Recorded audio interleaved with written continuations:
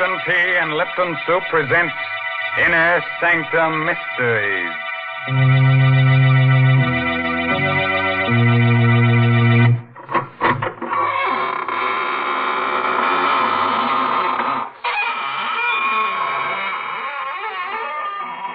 Good evening, friends of the Inner Sanctum. This is your host, Raymond, the gay ghoul. Friends, would you like to fly through the air with the greatest speed? Do you think you'd enjoy being invisible, huh? Oh, it's easy. All you have to do is become a ghost. And to become a ghost, all you have to do is accentuate the ectoplasm and eliminate the protoplasm. Man! If that doesn't work, we'll introduce you to one of the characters on our show. He'll take care of you. And that's the truth. What awful people on this show. Wherever do you find them, Mr. Raymond? Well, it's simple. All you have to do is turn over a rock, and out they come crawling. And just suppose you were looking for decent people. How would you find them? Oh, well, now, Mary, you were the one who showed me how I just go snooping around houses, peering into windows, and I'd find all the nice people drinking Lipton tea. Oh, dear, there you go making fun again. You know, maybe if you drank Lipton tea, you wouldn't be such a bitter, unhappy person. Yes, there's something so warming and cheerful about Lipton. I guess that's why lots of folks drink it not only at mealtimes, but between meals, or whenever they get a chance to sit down and enjoy Lipton's famous brisk flavor. That word brisk, B-R-I-S-K, explains a lot when it comes to tea flavor. Brisk means that Lipton tea always tastes tangy and bracing. It's never flat or wishy-washy. That's right. You just don't know how good tea can be till you know how good Lipton's is. All right, Mary. As long as you're in the kitchen, you'd better sharpen up a couple of knives, as our main character tonight is going to use them. Our story is called Song of the Slasher. It's an original radio play by Milton Lewis and stars Arnold Moss in the role of Detective Dan Miller. Are you ready? Then gather close and listen. If you find you're getting too many chills, then just sit in the fire. A thick, murky fog hangs like a damp veil over the waterfront. Streets are deserted. The buildings loom like tombstones in a cemetery. No living soul can be seen because people with sense stay behind locked doors. The slasher has murdered and mutilated his fifth victim in 8 days. In a drab, lonely little room, a young woman suddenly looks up when she hears a door close. Well, what's the matter? Can't you speak? Hey, you get away from me. Get back up. That knife. What are you doing with that knife? You're a slasher. Help! Help me, someone! It's the slasher! Help! Hello, police headquarters. Hello? It's the slasher. What are you talking about? He's here. 12 Dock Street. He's upstairs. Mr. Nell's apartment. I can hear it screaming now. He's with her. I go upward. I'm an old man. It's the slasher. He's killing her.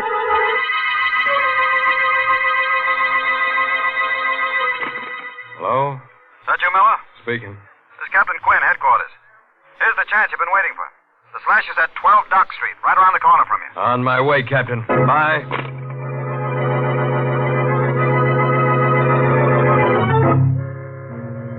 And that's how it started. The detective was asked to do some queer things in the line of duty. I didn't mind moving down to the dump at the waterfront with my wife, if it would help catch the slasher. So when I got the call, I rushed out of my joint and beat it down to 12 Dock Street. Oh. Where is he? Where'd he go? He...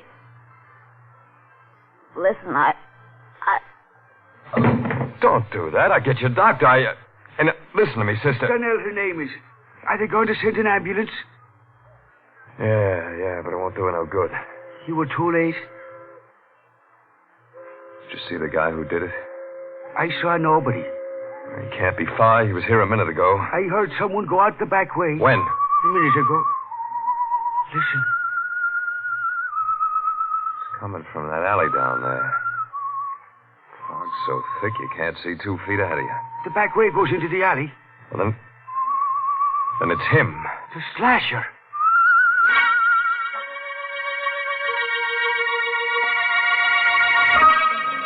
I got down to the alley, the radio cars and the men from the precinct were coming. We went through that neighborhood with a sieve. But we couldn't find the guy who whistled that queer tune.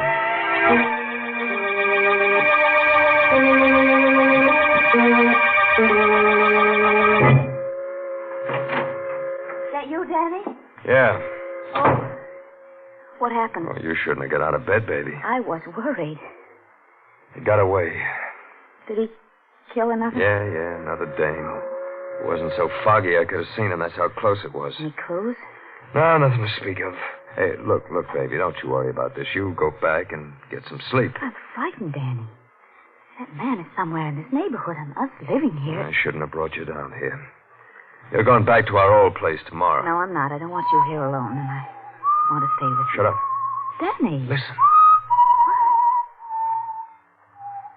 You hear that, don't you?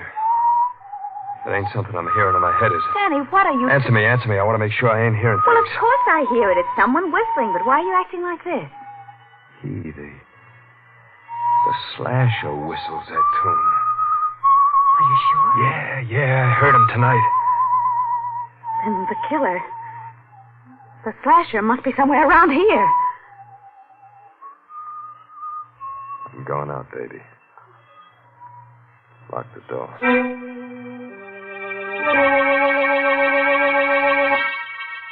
The whistling was somewhere in the building. I listened. Where was it coming from? It was gone. I looked at my watch. 4:30 in the morning. I walked down the stairs listening for the whistle. I walked on my toes, listened at the other flats. I didn't hear a thing. I went down into the cellar. There was someone there, all right. Oh? Who's there? It was Sykes, the janitor. I came closer. Oh, it's you, Mr. Miller. Yeah, Mr. Sykes. Hey, what's the matter? You're shaking like you got a fever. You frightened me. Why? I thought you were the slasher. Yeah? He's around here, you know. He might be hiding in these shadows. He might be anywhere. Everybody's afraid of him. Everybody. Yeah, so I hear. What time did you come down here? 4:30, like I do every morning. Why? See any stranger in the building? No, I didn't see anyone. Who lives in the flat below us? Mr. Trevelyan. Reginald Trevelyan. Funny name. He's a funny fella. Never sleeps at night. Wanders around the building whistling to himself. Whistling to himself? Yeah. He writes music or something. He got a piano in his place today. He talks crazy sometimes. Think he's up there now? Yeah, he never sleeps. Here.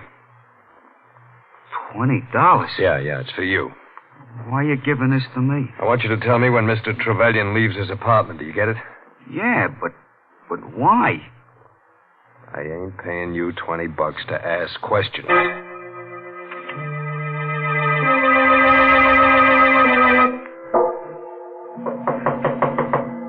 Who's there? Miller. Mr. Miller. Yes? What is it, Mr. Miller?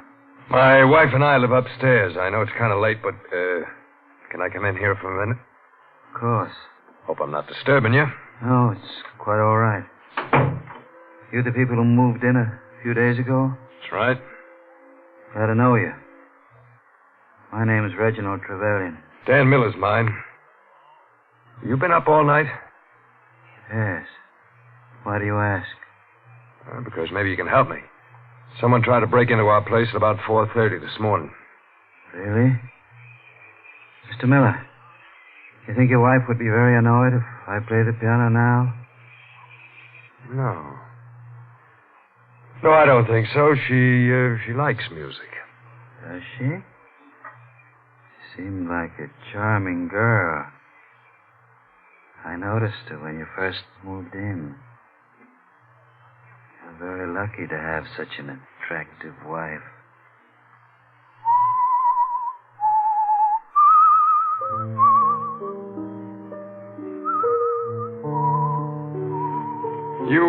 You whistle yourself like that very often? Yes. Especially when I'm working on a new composition. Wait a moment. I think I have it. I've been trying to work out that passage all night. Miss Miller, please get out of here. I want to be alone. You're a query, you are. I'm not interested in your opinion. Well, what are you waiting for? Get out of here! Get out, I'll blow you out! Try it. I've lost it! What? That passage! You see what you've done? I had it a minute ago and now it's gone!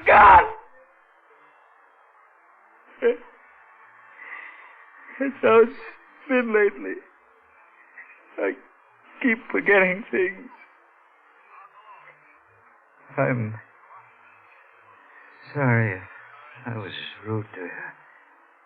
I didn't mean to be. Mr. Miller. Good night. Mr. Miller. Is it really true what it says in the papers about the slasher? That he has the whole neighborhood trembling in terror? Yes. Lovely. Trembling for their miserable little lives. Worried about their dirty little souls. Shivering in fear in their ugly little rat holes. If I knew who the slasher was, I'd embrace him. And give him every penny I have. Why? Because I hate them. Because they laugh at me. Because... Good night, Mr. Miller.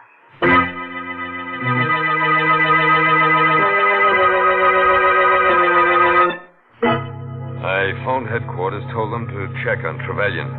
Oh, he was a queer one, all right. So queer I didn't tell Laura about him. I didn't want to scare her. Couldn't arrest him. I didn't have anything on him yet. I lay down to rest.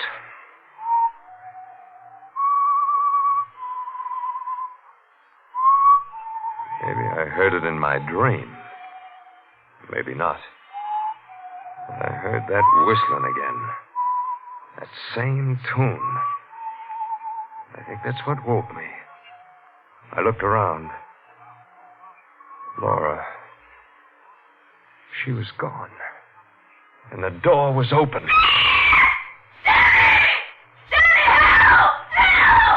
I rushed out. The hall was filled with thick fog. In the yellow light, I saw a crumpled heap on the floor. I recognized Laura's bathrobe.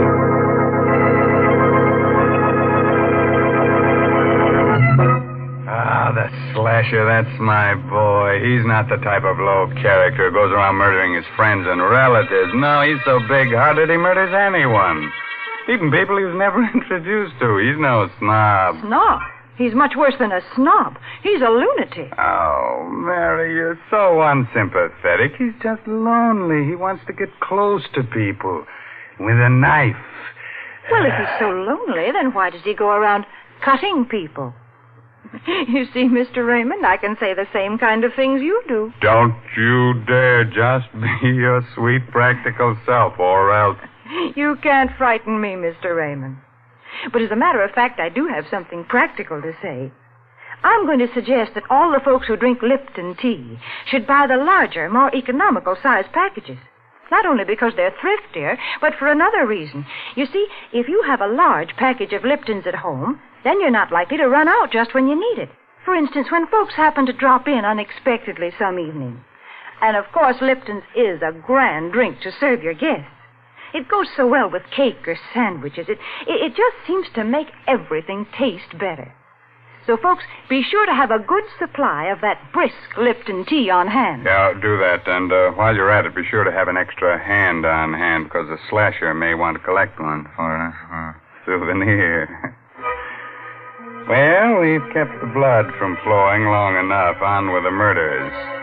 Listen as we hear Arnold Moss as Dan Miller finish that story. Laura was alive, in a dead faint. I scooped her up in my arms and rushed her back to our flat. She opened her eyes a few minutes later. Danny. You're okay, baby. He was going to kill me. Yeah. Drink some of this. Thanks. Oh, Danny, it was awful. What happened? Well, you were asleep. I went out to get the milk, and I heard someone whistling. Do you remember what? That same queer melody we heard before, the one the slasher whistled. So I thought I'd help you. Help me? I thought I'd see him. I walked quietly down the hall, and there was no one there. Then I turned the corner. Yeah? I saw the knife gleam. Someone was hiding in the shadows. He grabbed my neck, and I screamed. I screamed, Danny. I screamed so I thought I'd burst my throat, and then it all went flat. Did you see him? No, but I felt his hands on my throat. They were strong hands, fingers like steel, and I...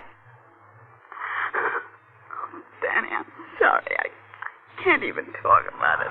Now, lie down. You'll be all right. But when you think that he's right here, maybe living in this building... Well, he won't be here long.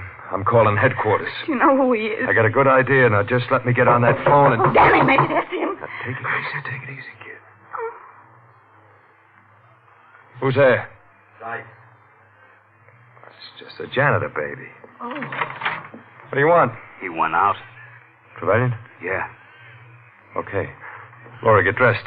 I want to get you out of here before the trouble starts. I'll be gone for a few minutes. Where are you going? With Mr. Sykes. You got a key, Sykes? Yeah, but I'll have to go along with you. You can't take anything. You know what this badge means? You a detective? Yeah. Now, let's go. What are you doing here? Looking for the slasher? I'll write you a book about it, pal. Now, here's his joint. Open the door. All right. But you'll have to hurry. He may come back any minute. All I want is enough evidence. I'll take care of him when we get it. The door's open. Come on in. It was 8 in the morning. But it could have been 8 at night. The fog was so thick. I knew this was it. I couldn't take any chances. I had to get all the evidence on him before I nabbed him. And I had to get it without him being wise. What are you looking for? Knives. We know he's got at least 3. I don't see none. Neither do I. Maybe it's a bum steer. I could be wrong. Hey, what's this? Music. He's always writing it. I used to be a choir boy once. They taught me how to read them notes. I wonder if I still can. Why? Because I think this may be a tune I'm looking for. Let me see.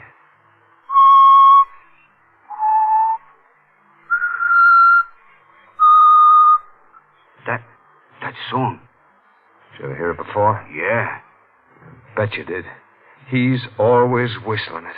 I heard it myself when he killed the last one. You gotta find those knives. You better hurry. I think he just went out to get some breakfast. I looked everywhere. Couldn't find the knives. I couldn't bring a guy in just because I heard a song. I found a bunch of keys. They were trunk keys. But there was no trunk. I think I hear him coming. Never mind what you think. Where does he keep his trunk? In the storeroom in the cellar. He's always going down there for things. Hold it. That's him. Yeah. Come here. There's room behind this upright piano for both of us. But if he's the... Shut up. Get behind here and hurry.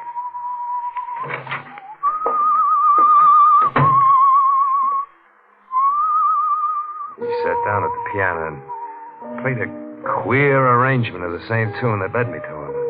I reached for my gun just in case. Suddenly, I felt the sweat ooze out of me.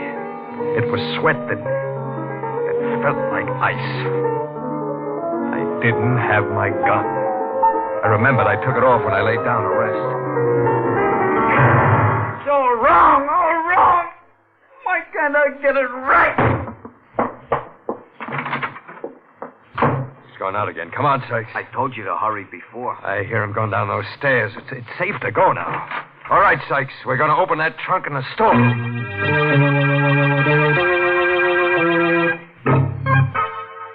Here's his trunk, Mr. Miller. This key should open it.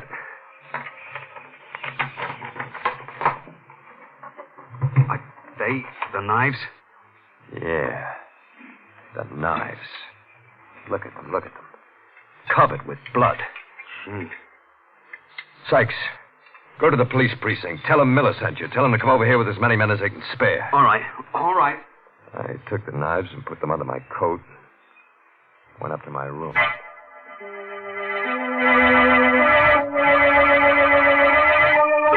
Yes, dear. Yes, I'm leaving. I'll be home I soon. could hear Laura talking on the phone to someone. I opened the door. Oh, of course. I better hang up now. Danny just came in. Goodbye, darling. Who are you talking to? Mother, I'm ready to go. Oh, wait a minute. There's no rush. Listen, Danny. It's that man at the piano. Sounds like the Slasher song. Yeah, What have you got there? my gun. Come on, baby, we're going. That man playing the piano. Are you sure he's the Slasher? Yeah. Positive. Oh, Danny, you're hurting my arm. Oh, I'm sorry. I'm a little nervous. That's his place. Come on in with me. Come in with you. Yeah. I figured out a way to trap him. But, Danny, Don't be scared, baby. You'll be okay. Oh. You. Yeah, Mr. Trevelyan. I'd like you to meet my wife. I'm delighted. How do you do? Would you like to hear something? It's a composition I've just completed. I've had a great deal of trouble with it. But I think I've got it right now.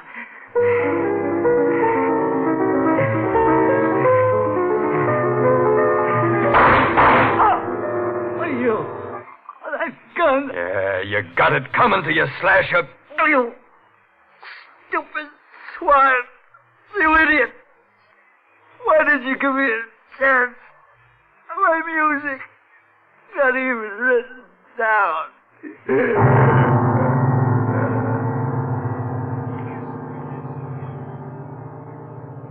Danny. You murdered him. Yeah, Why? you'll find out. What are you going to do with that knife?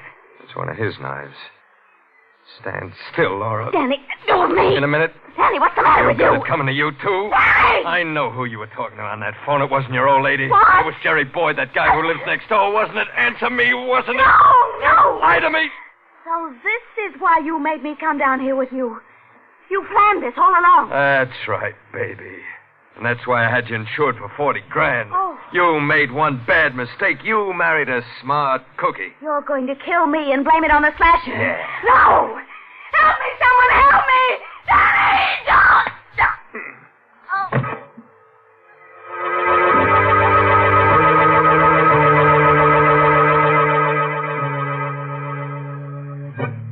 When it was over, I wiped the knife clean of fingerprints. And then I smeared Trevelyan's hand over the handle. I knew what to do. Made it look good, made it look perfect. There's a way to get away with murder. And I found it. I thought.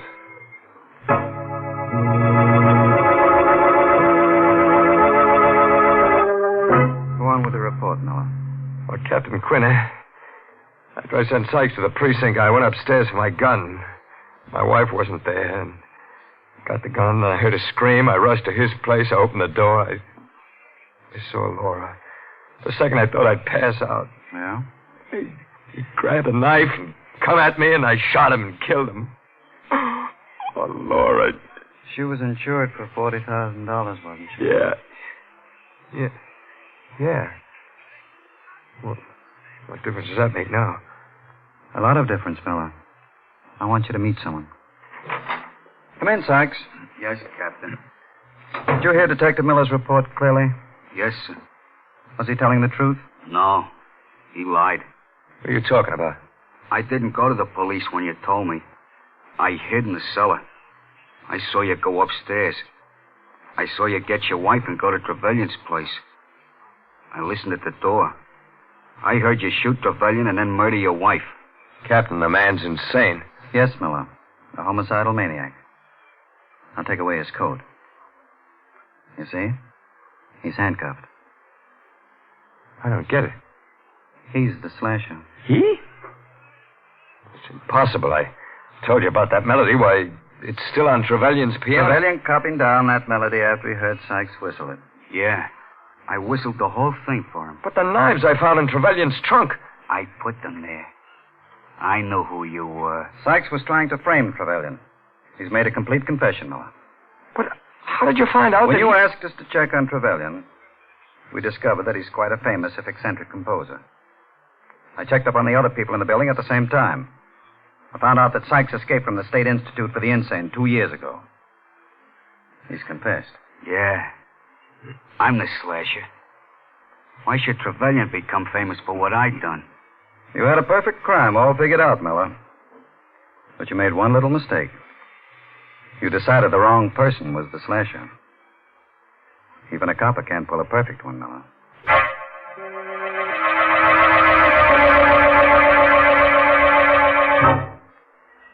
So I'm telling you all this because in 10 minutes I won't be able to tell nobody anything.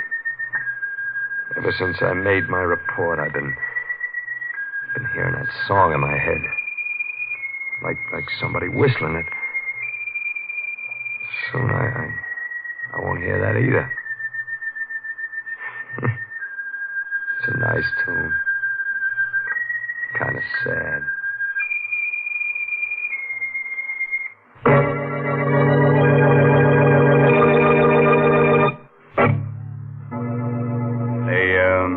The moral for tonight's story is never quarrel with your wife. Avoid strife. If that doesn't work, get a carving knife. Now, there's the perfect formula for domestic bliss. Don't you think so, Mary? I do not. Oh, well, then I'll give you another one. You'll love this one. Beat her till she's black and blue. Break her arms and legs in two. Then tell her to brew a cup of Lipton tea for you. Oh, I give up. All I can hope is that folks don't pay any attention to all these peculiar things you say about Lipton. And I guess they don't. The proof is that more people drink Lipton tea than any other brand. But if any of you folks haven't tried Lipton's, then why don't you do so now before Mr. Raymond says a word more about it? Why not let that famous brisk flavor speak for itself? Well, now, if you weren't too cut up by tonight's story, let me tell you about next week's gory little tale. It's about a beautiful woman who holds your hand, tells you about the future.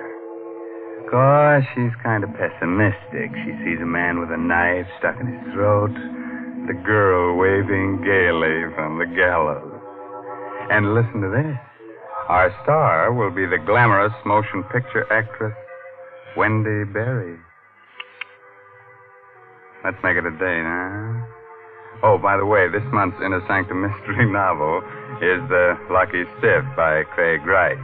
And now I guess it's really time to close that squeaking door until next week at the same time when Lipton Tea and Lipton Soup bring you another Inner Sanctum mystery directed by Hyman Brown. So until then... Good night. Pleasant dream time.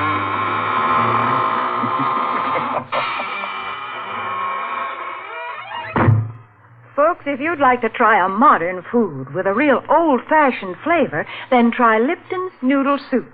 You see, Lipton's comes in an envelope, and all you have to do is empty the contents into boiling water, and in no time at all, soup's on. And what a delicious, chickeny-tasting soup it is. It really tastes homemade, and it's brimming with golden, tender egg noodles. Lipton's is economical, too. It costs less and makes more than canned soups. So, folks, don't forget to try Lipton's Noodle Soup. And don't forget to tune in next Tuesday night for another Inner Sanctum mystery. This is CBS, the Columbia Broadcasting System.